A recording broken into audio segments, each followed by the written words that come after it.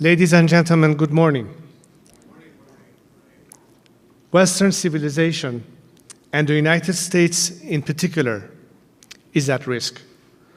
I say this because this is exactly what happened to my country 45 years ago.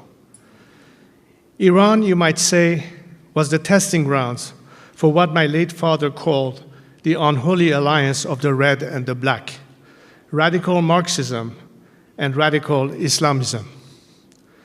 These two ideologies converged not to create, but to destroy.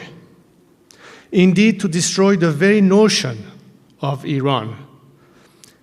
As the Ayatollah Khomeini himself, upon his return to Iran, said, "Patriots are of no use to us. We need Muslims. Islam is opposed to nationalism, because nationalism means we want a nation, nationhood, and not Islam." He quickly put his ideology into action.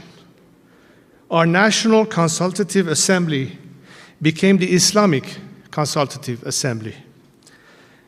Our conventional national army was shunned in favor of the Islamic Revolutionary Guard Corps. The lion and sun symbol, which adorned our national flag for centuries, was replaced with Allahu Akbar. This united front of Marxists and Islamists took hold of my homeland, but was never satisfied with just taking over Iran, as these two ideologies do not believe in the concept, much less the border of a nation. Indeed, the Islamic Republic in Iran does not view itself as defending or limited to the borders of the Millat, or the Iranian nation, but rather the Ummat, or the Islamic Brotherhood. This expansion has gone far beyond the Middle East. Every day, we see graphic, distressing images of the consequences this regime's expansion has brought all the way to Europe and the West. From looting universities that were once the envy of the world, to supporting terrorist cells taking hold in Europe, to attempting to annihilate Israel, to expanding its criminal footprint to Latin America.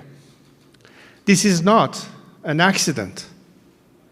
This is the Islamic Republic's political strategy. I invite you to read yesterday's statement and grave warning from the Director of National Intelligence on this matter. Sadly, this has all too often been ignored by many in the mainstream media and the fellow travelers who have come to dominate the commentariat class. Even this week, we are seeing this fifth column of the Islamic regime rear its ugly head in the media to try to convince you that the Islamic Republic's new president is a reformist. He is no such thing. He is nothing but a loyalist and lackey of this regime, and a proponent of its radical imperialist ideology. As he publicly wrote to the Hezbollah Secretary General, reiterating the regime's commitment to its proxies and their terror just this week. Indeed, the rise of radical Islam around the world can be traced directly back to the success of the Islamic Revolution in Iran and the establishment of this usurping anti-Iranian regime, backed by a minority and sustained through oppression and violence. The problem that began in Iran must be ended in Iran. But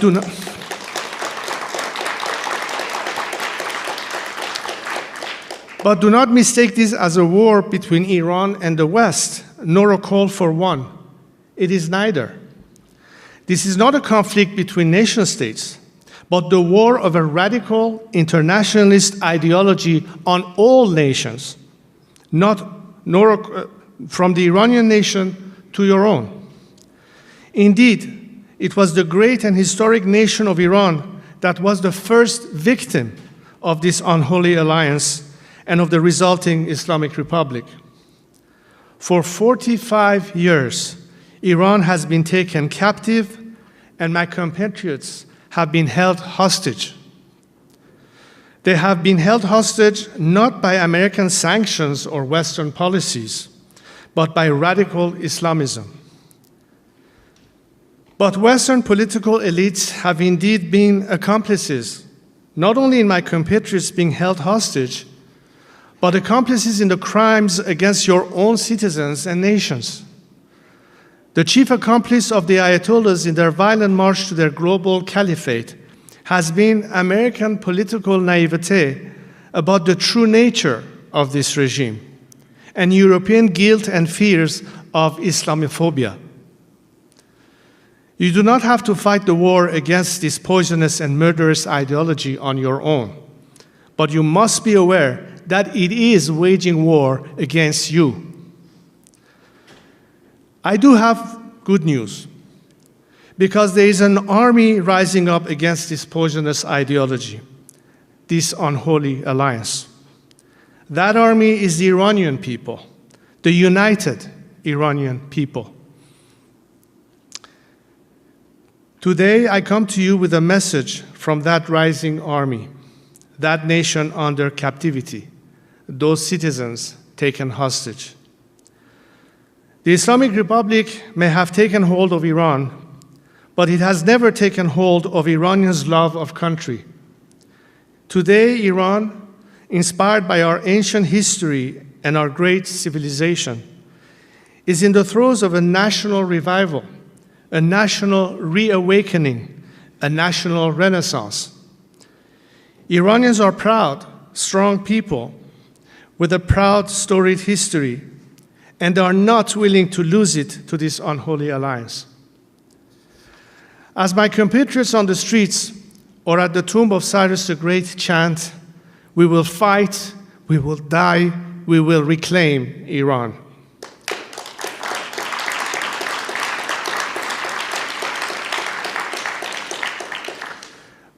But there are those who stand against them. There are global interests who would rather see the Islamic regime in Iran stay in power. They are making too much money, taking too much advantage, or perhaps it's simply too convenient. I know this because I've had powerful men, wealthy men, well-connected men tell me to stop the fight, to give up the effort, because they have grander global plans at work. Some want to keep the regime in place forever. Some want to light the country on fire so that out of its inevitable explosion, they can create statelets over whom they can play the role of benefactor, master, or God. But I will not stand for this, and I will not give up, for my compatriots deserve better.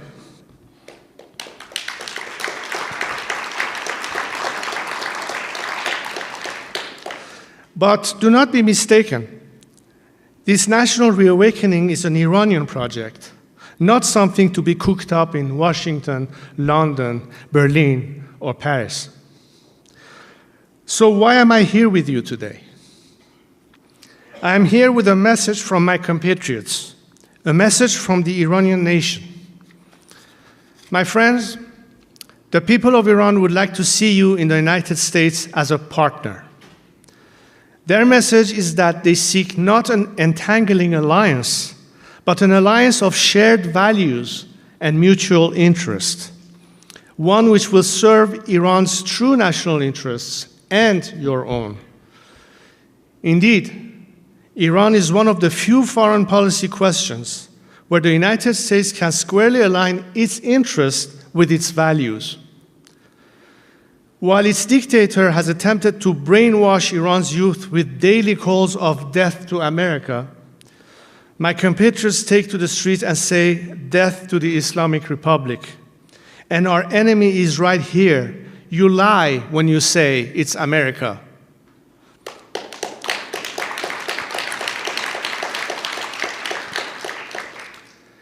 When the regime puts American flags on the ground, my compatriots refuse to step on it and walk around or jump over it. And this is not a new phenomenon.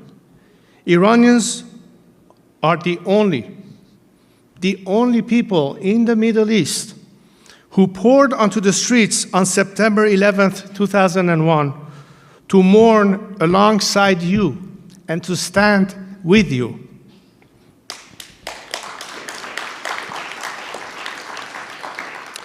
They have continued to see both their compatriots and yours killed in aimless conflicts the Islamic Republic has brought about in the Middle East. And they are offering you a solution to free yourselves of these conflicts, rebalance the region, and solve the issues of the Middle East with a Middle Eastern solution. Because while the Islamic Republic seeks to spread its radical caliphate across the region, my compatriots denounce this imperialism and respond with shots of neither Gaza nor Lebanon, my life is only for Iran.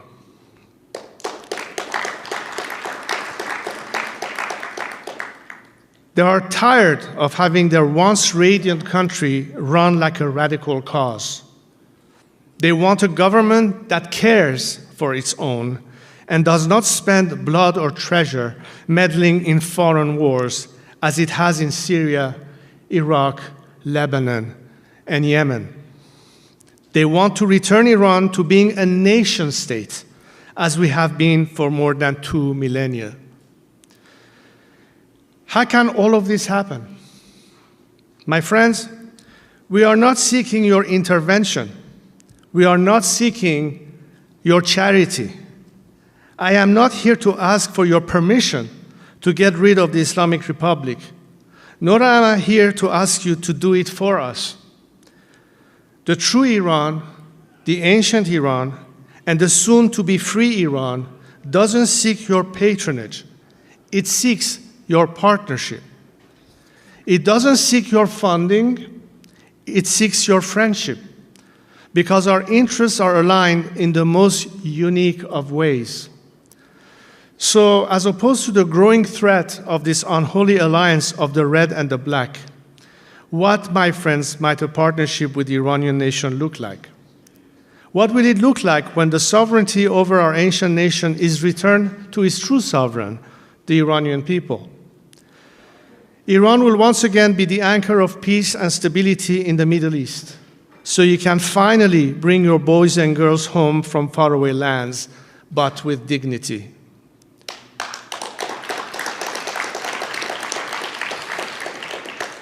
Iran will once again be the center of prosperity in the region and a safe haven for foreign investment, not foreign aid.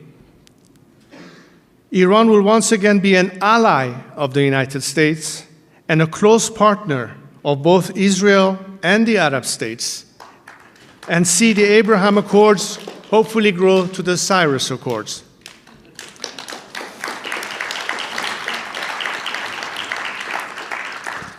Iran will once again be the engine of progress, the defender of freedom and righteousness, not the spreader of terror and evil. You notice I say once again, because this is nothing new. This is the type of relations our two nations had before, particularly under the leadership of my father and President Nixon. Then, Iran sought peace and productive relations based on mutual interest with all nations. We were friends with America and its European allies. But we also maintained a balanced foreign policy by having stable, cordial relations with the USSR and China. We worked with both India and Pakistan. We had relations with both Israel and the Arab states of the Persian Gulf. Iran kept the peace in the Middle East, and we can help to do so again. But what is missing? What has prevented this until now has largely been an American policy on Iran, guided by intellectual naivete, based on the false premise that you can change the behavior of those who believe in such a radical ideology. But this is not a conflict between nation states, but against a radical, destructive ideology that cannot be negotiated with.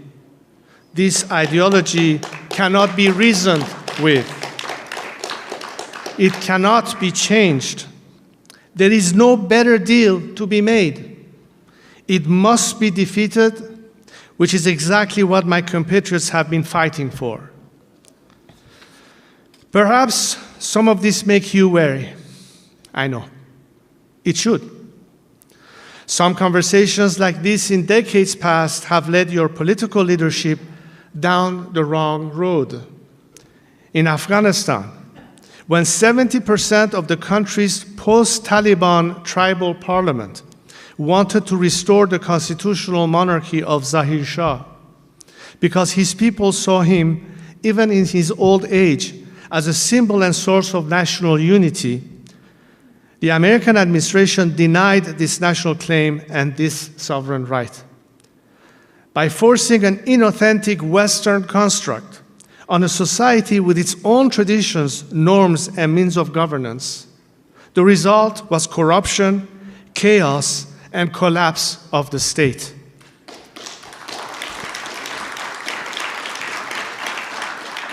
It was a devastating mistake, the consequence of which we continue to see today. This did not achieve security for America, nor was it successful in defending your values. Today, terrorist attacks are once again launched from Kandahar, and women are once again enslaved in Kabul. Because although America's aims may have been well-intentioned, the failure to listen to Afghans led it down a road to hell, paved with those very same good intentions. Only a few years later, in Iraq, Washington's political elites' arrogance and ignorance subjugated Iraqi national interest and sovereignty to small-minded sectarian interests that not only failed to unite the country, but further divided it.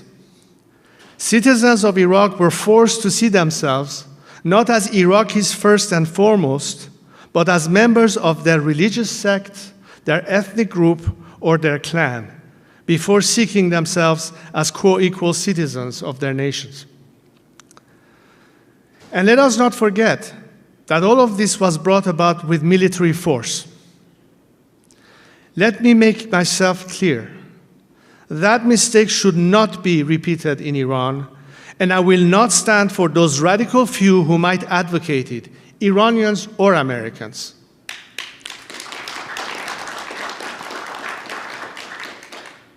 But there is another path to this partnership between these two great nations, Iran and America. A path that rejects appeasement of the radical Islamists who have taken Iran hostage and are taking their war to you, right here on American soil.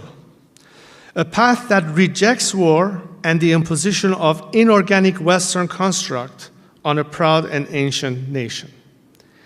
This new path, this third way, requires maximum pressure on the Islamic Republic and maximum support for the Iranian people. Iranians are not seeking a handout. They do not want you to change their regime for them. They are fighting on the streets and cities of Iran for their right to life, liberty, the pursuit of happiness, and to reclaim their most treasured inheritance, their nation.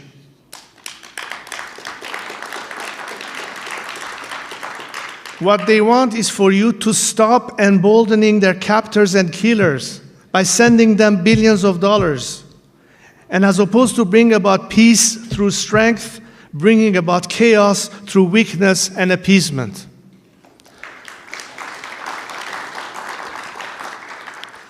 My friends, you have a fight on your hands.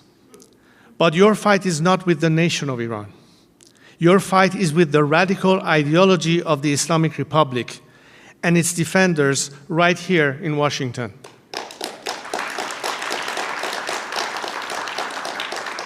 But you are not alone in that fight, because it is the same fight Iranians are fighting every day on the streets of my country. In the fight between the Islamic Republic and Iran, my compatriots have chosen to step forward, to accept the call of history, and fight to reclaim their nation. So have I, and I hope you will join us. For as Burke said, when bad men combine, the good must associate, else they will fall one by one.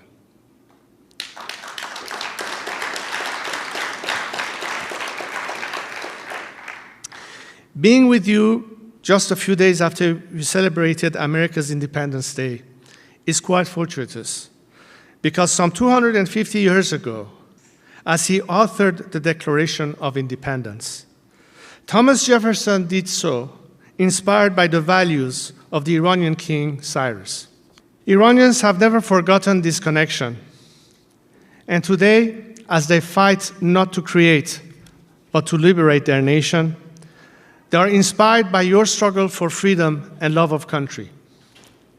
Our two great nations share this special bond. Great civilizations, true nations, never remained subjugated. And we Iranians will reclaim our country.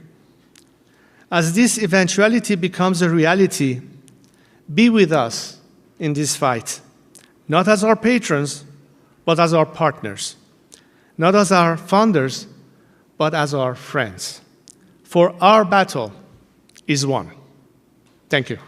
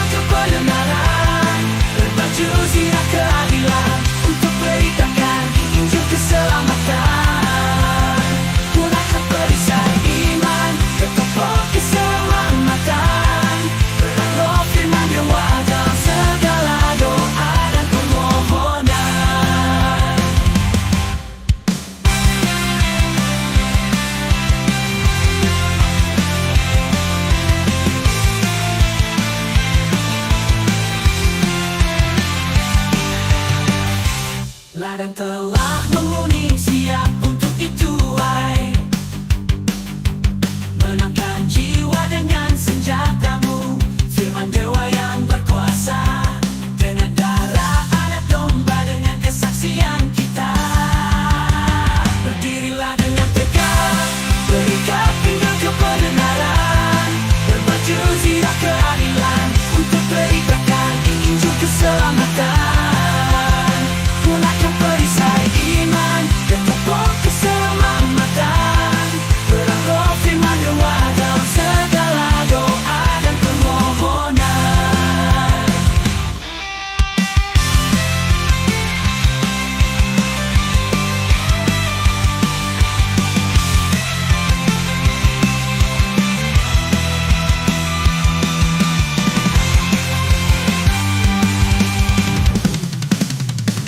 Dirilah dengan tegap, berikan pinggang kebenaran, berbaju zirah keadilan, untuk beritakan Injil keselamatan. Gunakan perisai iman, bertopeng keselamatan, perang roh firman dewa dalam segala doa dan permohonan. Dirilah dengan tegap, berikan pinggang kebenaran, berbaju zirah keadilan, untuk beritakan Injil keselamatan. Gunakan perisai